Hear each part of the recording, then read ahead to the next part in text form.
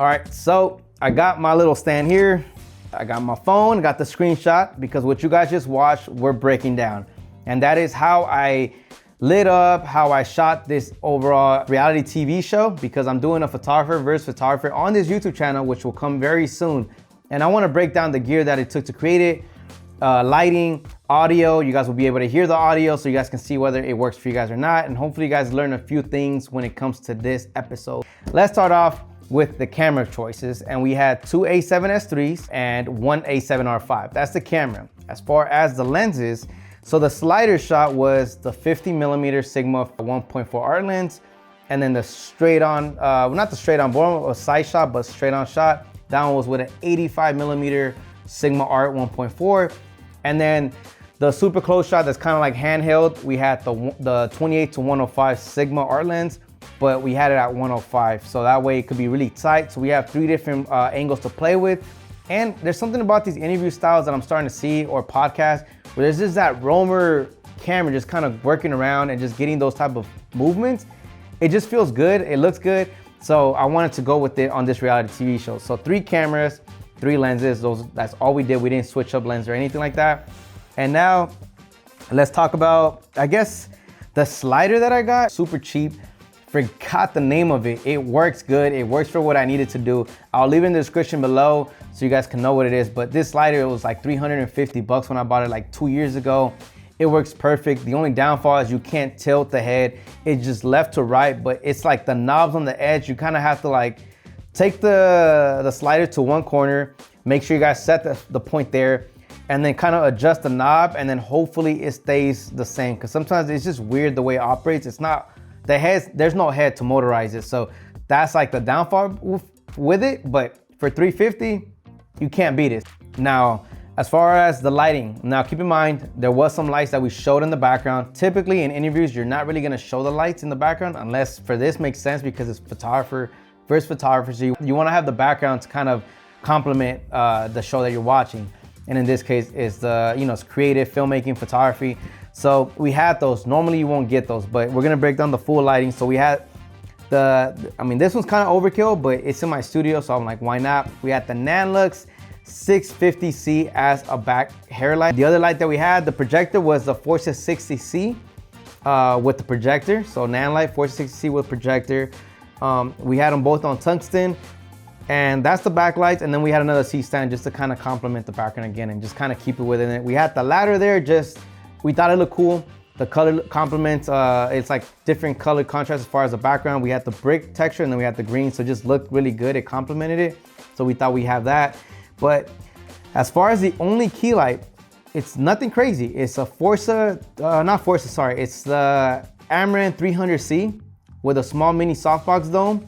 We took out the grid. The grid controls the light pretty good, but I also wanted to spread light a little bit more, and I wanted to use a V-flat on the opposite side in order to bounce the light a little bit. I wanted a little bit of fill, but I didn't want it to be, where it's like super moody, super dark. I wanted a little bit of detail on this opposite side. So that's why I used the V-flat. I could have used another light, but I was like, man, I got V-flats here. Why not just make it a little easier instead of putting another light stand, try to figure out where the power is at. So V-flats are pretty clutch to have. That's the bounce that I was using in order to kind of fill in the details on the opposite side. So it's not so contrasty, so dark. Now, I do want to mention, whenever you guys are shooting these interviews, you always want to light and shoot on the opposite side of one another. So for example, we had the Forza 300, I keep saying that. The Amaran 300C, we had it on the right side, at least from my look here. And then the camera was on the left side, and we had him looking in between. So the reason for it is you always want to get it on the opposite side because the light's hitting the person. So imagine the light's coming from here and the camera's coming from here. You're able to get that contrast. Instead of being so flat, you're able to get some texture, some shadows, contrast. So always shoot on the opposite side, unless for some reason it's flat for whatever reason you guys are doing the interview on. Like, it depends on the style you guys are going for. But majority of the time, if you guys want like a cinema look, you kind of want to shoot on the opposite side for these interviews. At least that's what I think. But you guys can correct me if I'm wrong. Again, we're all creatives. We all shoot differently, but I just think that looks the best. So now that we got the lighting out of the way, now we're gonna start breaking down the audio that we use. So for starters, the H6 Zoom recorder, love that little audio piece. Like, I use it for my podcast. I use it for any interviews that we do. It's easy to use and it's portable. So if you don't have the AC adapter to connect it to something where it could just run on forever, you could get batteries for it, and it allows you to just keep running the audio for, I think it lasts a good amount of time. It's AA batteries. But as far as a microphone, we use the Sennheiser 600. Sounds really good. I'm actually about to play it right now. We're gonna start off with the Sennheiser 600, and then we're gonna follow it up with the backup audio, which I'm using right now as well, which is this Hollyland, the new mic piece that I found. Can't really tell that I have it on, but I have it. So we're gonna play the Sennheiser 600 first, and then we're gonna run it with the Hollyland, so you guys can see side by side how each one sounds. So let's play it right now. My name is Ronald Charles. I go by Smooth Shooter, and I'm a photographer. To be more precise, I am a boudoir and lifestyle photographer. My name is Ronald Charles. I go by Smooth Shooter, and I'm a photographer. To be more precise, I am a boudoir and lifestyle photographer. So let me know what you guys think in the comments below. Which one would you guys ideally use? Obviously the Hollyland, the benefit, it goes directly to the camera, so you don't have to get an extra SD card, an extra recorder, but you wouldn't be able to use the Sennheiser 600. And the Sennheiser 600 sounds really good. I prefer that, but for as far as like the easiest way to go about it, it's just this one right here. And then you're able to see it from your camera. If you're behind it, that is capturing the audio and you're able to see the levels. It's really easy to use, honestly, but Sennheiser 600 just sounds really good to the ear. But anyways, that is pretty much the breakdown for this reality TV interview setup that I did. Again, not that much things going on. I didn't have to use an Analyst 650C. I know that's super expensive. I could have used a Nova. I could have used another 300C. I could have done a different route, even the new AMRAM panels. You don't need to go with something that crazy. I actually didn't like that it was 1% and it was too bright for the camera.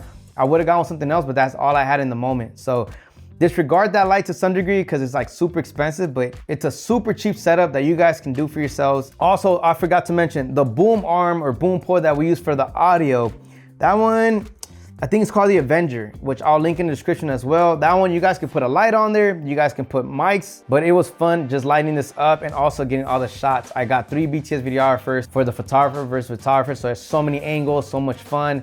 I can't wait to get it out there, show you guys what my vision is for it. And again, hopefully you guys enjoy that show when it's coming soon. But anyways, like this video, always appreciate it. Let me know in the comments below what you guys do different. And make sure you guys click that notification bell because when I post this, you guys can be the first to watch it. It'll be posted on this YouTube channel before it goes anywhere else on my social media. And I'll catch you guys on the next one. Peace out.